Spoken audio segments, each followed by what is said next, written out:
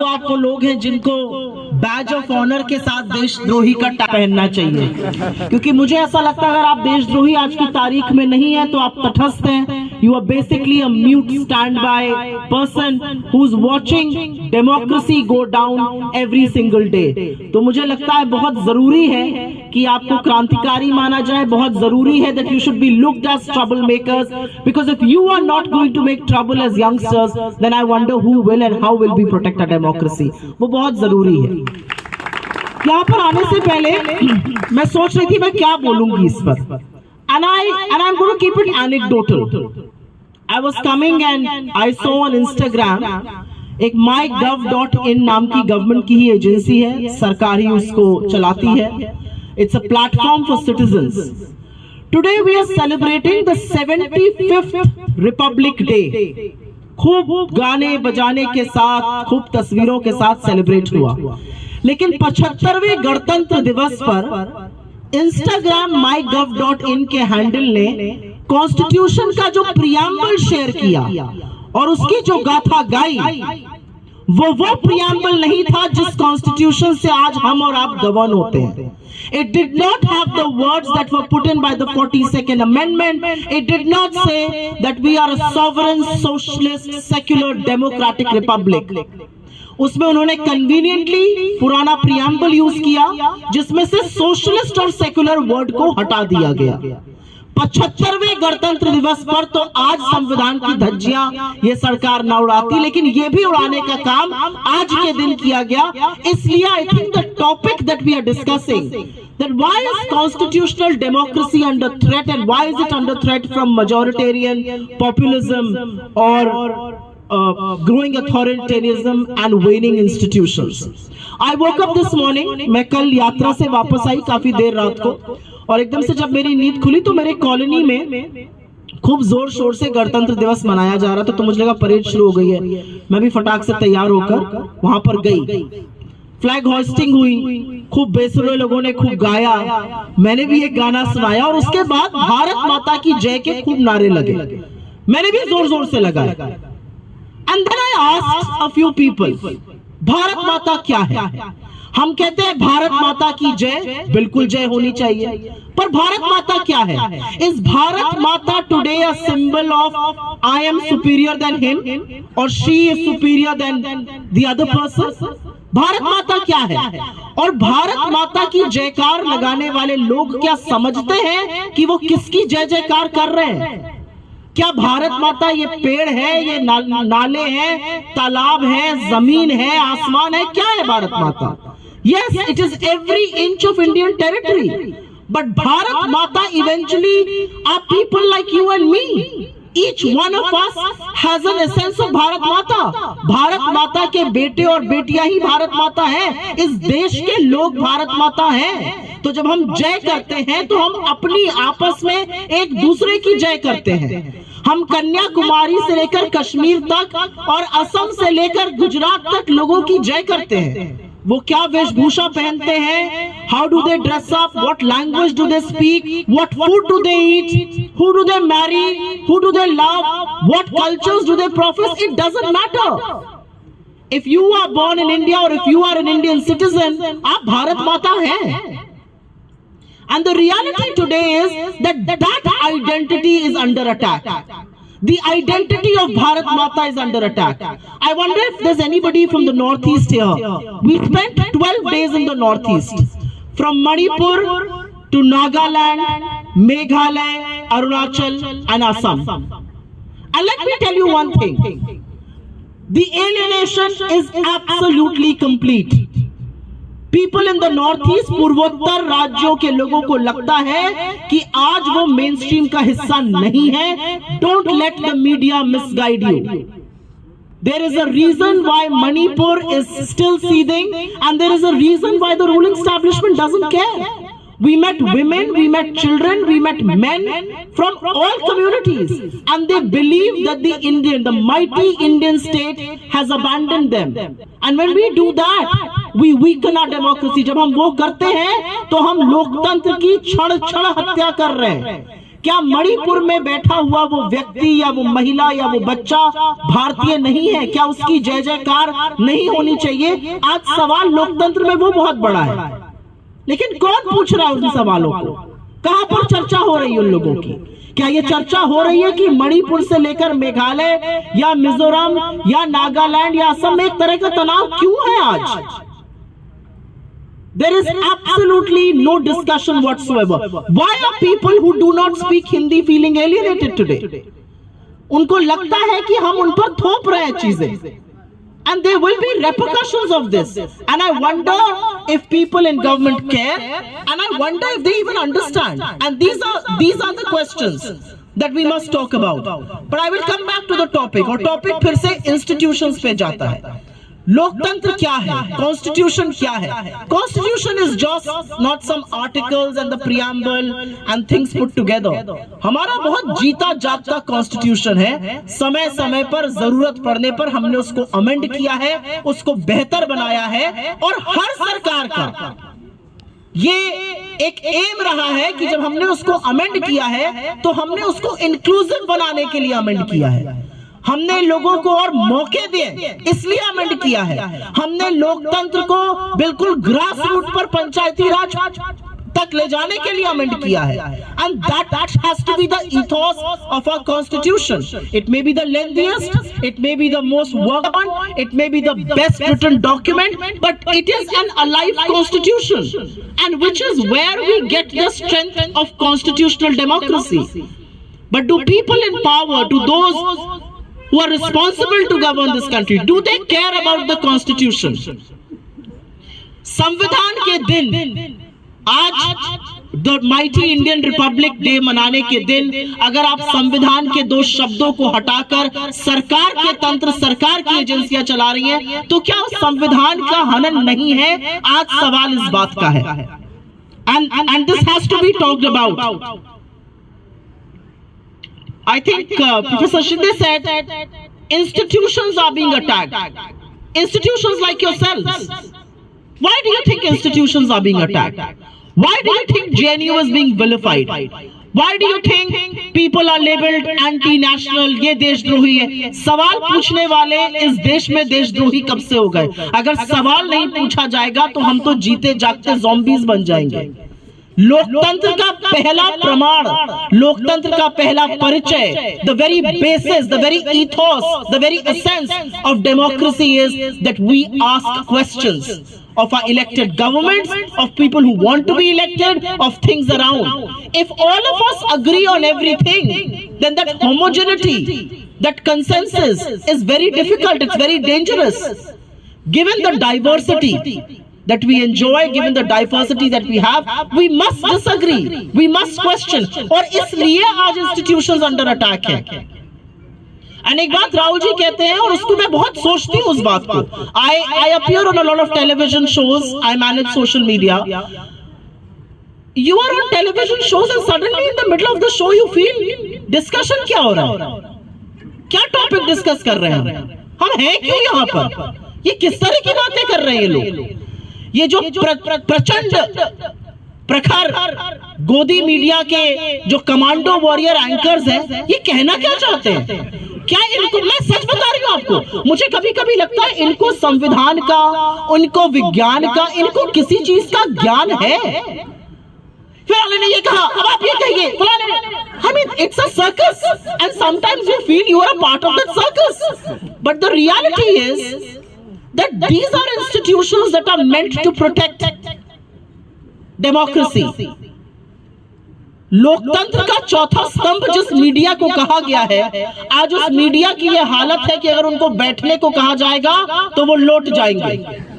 ये सच है, ये सच है. सरकार से ज्यादा बड़े सरकार के चीयर लीडर्स आज भारत के चरण चुंबक मीडिया के सदस्य हैं. अधिकांश लोग वो कोई पॉलिसी क्वेश्चन नहीं करते हैं, वो कोई आंकड़ा सरकार से नहीं पूछते हैं.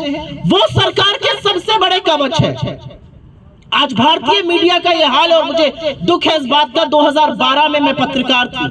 I was a journalist in 2012 when the Nirbhaya case happened, and even though the government was acting, we were actively in the field questioning the government.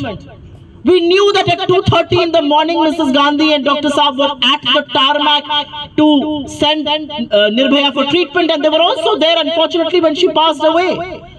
One knew as a journalist that Rahulji was in touch with their family, and he was instrumental in her brother becoming a pilot. But ये सारी बातें कभी कही नहीं गई, और हमने खूब सरकार से सवाल पूछा और जमकर सवाल पूछा।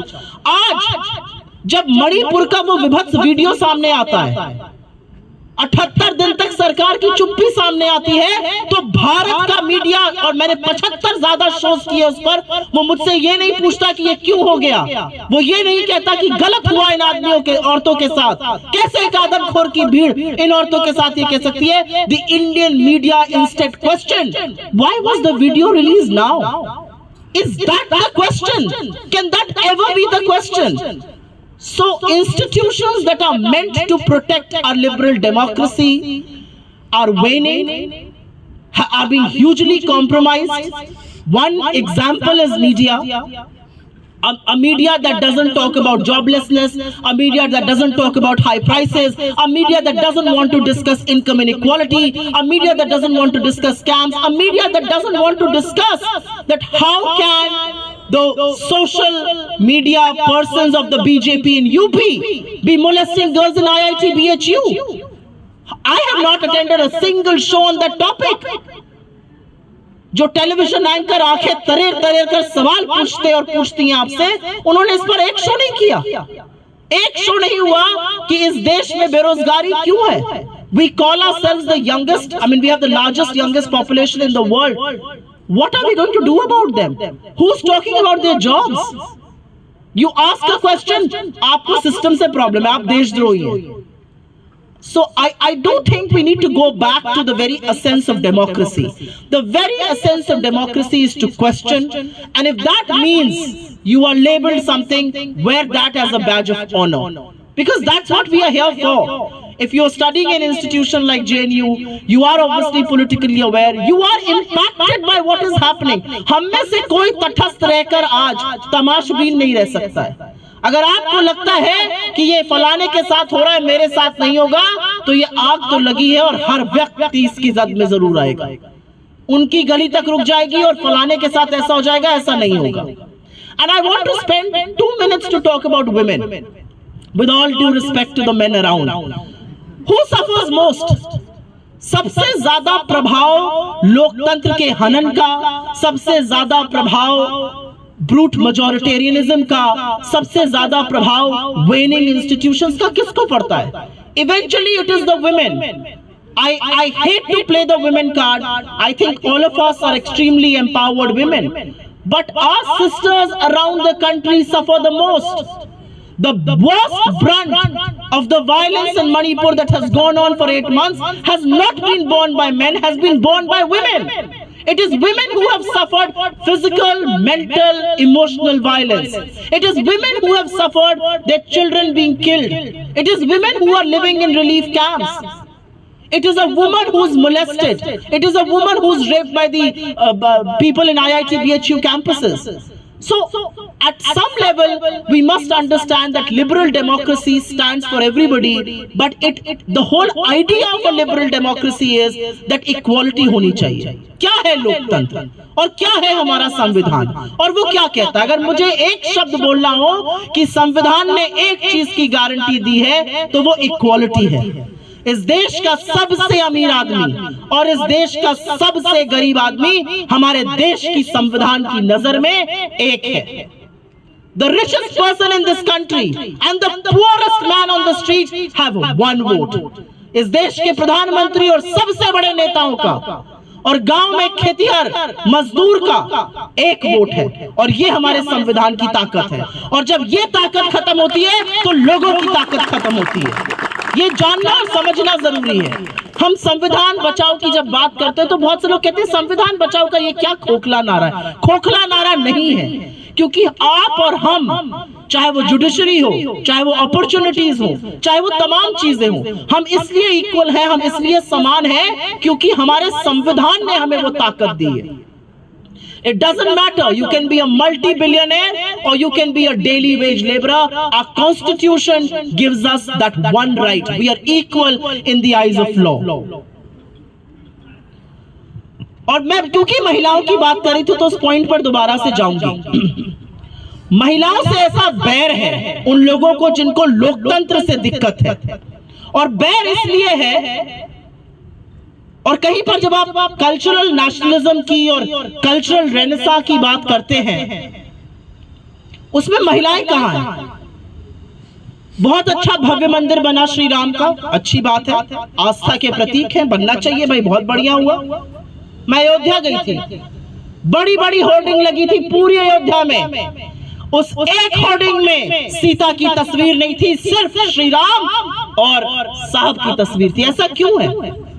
If you believe in the religion that you think आप जिसके स्वयंभू ठेकेदार बन गए, you have become the self-appointed custodian of a religion that you think you are a self-appointed custodian of, that religion says, Hindu धर्म में तो व्यक्ति को जाना ही मां के नाम से जाता है। कौशल्या नंदन, देवकी पुत्र, अंजनन पुत्र, सीताराम, राधे कृष्ण, और आपने सीता को ही गायब कर दिया और आप स्वयं ठेकेदार बनते हैं रिलीजन के। So there is a dichotomy because women are very difficult to suppress. And I say this with all honesty. I know majority of you are men here, but it is very, very difficult to suppress women because they are the ones who fight the most, because they know that any waning of democracy is most lethal for them. इसके बारे में बात करनी जरूरी है। आज इस देश में जो डिस्कशन होना चाहिए वो ये होना चाहिए कि हरियाणा के बेरोजगार इजराइल जाकर काम करने को तैयार है। They are willing to go to a war zone. आज सवेरे मैं देख रही थी पुणे में एक वैकेंसी के लिए, हिंजनवाड़ी में जो आईटी हब है वहां का, 3000 लोग लाइन में लगे हुए हैं, and these are engineers. That is the crisis.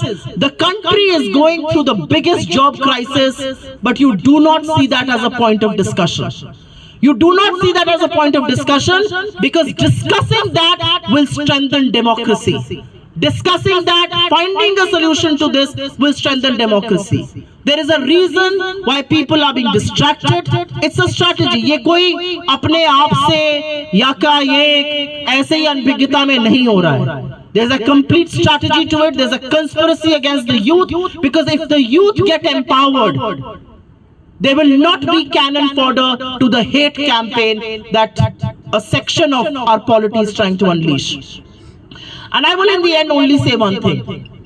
Our constitution guaranteed us rights and we became citizens of this country. 5000 साल की सभ्यता हमारी है. हम ब्रिटिश रूल में गुलामी भी हमने सही, लेकिन हमारे संविधान ने हमें इस देश का नागरिक बनाया, हमें भागीदार बनाया, हमें हक दिए. हम क्यों धीरे धीरे उस पद्धति में जा रहे हैं जहां पर हम नागरिक से प्रजा बनते जा रहे हैं? I think it's a very important point that we must ponder, that we must debate, that we must discuss, and we must notice how Indians at large are being treated as a populace. No, we are citizens of this country. Our constitution starts with our words. Hum Bharat ke log, we the people of India. The four most powerful words in the constitution are we the people of India. हम किसी की प्रजा नहीं है, कोई हमारा राजा नहीं है, लेकिन प्रजा बनाने की और राजा बनने की कोशिश बहुत चल रही है. So I do think when we talk about liberal democracy, I do think when we talk about brute majoritarianism, I do think when we talk about waning institutions, the core of all of that is that we are being reduced to being subjects from citizens. And it is we who have to reclaim that space. I don't think this is something that we can leave to our politicians. I don't think this is something that we can leave to our institutions or to our media. It's each one of us. हम सब नागरिक हैं, हम प्रजा बनने को तैयार नहीं हैं. आप हमारे चुने हुए प्रतिनिधि हो सकते हैं, आप हमारे राजा नहीं हैं। लोकतंत्र में और बाकी चीजें जो हो रही है उसमें यही अंतर है कि हम सिटीजन्स हैं, हमारी भागीदारी है, हमारा वोट सुनिश्चित करता है कि हमें कौन गवर्न करेगा। हम प्रजा बनने को तैयार नहीं है। I don't think I'll go on for very long. I think very eminent two speakers have given me company. We fight this every day, but this is not a fight. This is a very, very important battle that you can't outsource. जो सबसे जरूरी चीजें होती है वो इंसान खुद करता है। This is the battle of our existence. This is the battle of our हमारी पहचान की लड़ाई है ये। और हमारी पहचान अगर भारतीय है और अगर हमें लगता है कि संविधान ने हमें वो ताकत दी है तो ये लड़ाई हमें खुद लड़नी पड़ेगी, in whichever way possible. I am not saying for everything you need to take to the streets, in whichever way possible. Through your tutorials, through raising voices, through raising questions, through talking to 10 people a day, through ensuring that the message gets allowed, I think it's very, very important to do that. And I will spend the last 10 seconds to talk to you about my experience with the Bharat Jodo Yatra and now with the Bharat Jodo Nyay Yatra. I do think that all is not lost. I do think we can cut across the bureaucracy that Indian media offers you. Media आपको नहीं दिखाएगा, media आपके सवालों का सवाल नहीं उठाएगा, जवाब तो ढूंढना बहुत मुश्किल की बात है। मीडिया आपको ब्लैकलिस्ट करेगा, मीडिया आप पर तभी आएगा जब आपके खिलाफ कोई कंस्पिरेसी होगी। तो उसके लिए जरूरी है that you go directly to the people, and that's what is being attempted by the Bharat Jodo Nyay Yatra or the Bharat Jodo Yatra. And trust me, people in this country, इस देश के DNA में प्यार है, इस देश के DNA में मोहब्बत है, और कितनी भी नफरत हो उस मोहब्बत को मिटा नहीं सकती है। So I do hope that we will all reclaim our democracy in whichever way possible. I do hope we will resist every onslaught that is being made to make us subjects instead of citizens. Because we must remember, it is we, the people of India, who wrest power to those who matter. Thank you. Thank you very much.